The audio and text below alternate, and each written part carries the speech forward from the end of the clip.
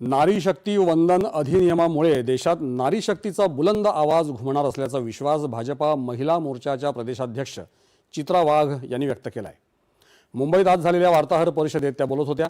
पंतप्रधान नरेंद्र मोदी यांच्या नेतृत्वाखाली गेल्या दशकभरापासून महिला नेतृत्व पुढे आणण्यासाठी सरकारचे प्रयत्न सुरू आहेत।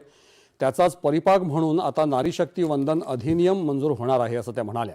या अधिनियमामुळे 33% म्हणजेच 1/3 महिला शक्ती लोकसभा विधानसभा यामध्ये दिसणार आहे।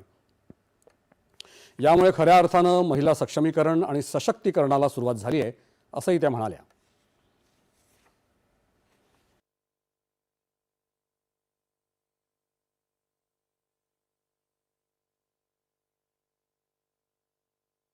मात्र आता महिला ज्या आहेत त्या धोरणाच्या निर्मिती करणाऱ्या बनणार आहेत आणि हीच विकसित भारताची खरी पायाभरणी त्या ठिकाणी ठरणार आहे असं मला या ठिकाणी वाटतंय।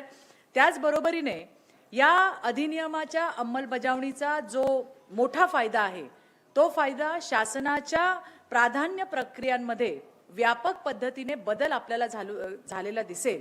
कारण ज्या पद्धतीने 33% महिलांचं नेतृत्व हे संपूर्ण देशामध्ये त्या ठिकाणी उदयाला येणार आहे आणि त्यामुळेच शासनाच्या प्राधान्यक्रमांमध्ये सुद्धा व्यापक बदल होताना आपल्याला सगळ्यात दिसेल।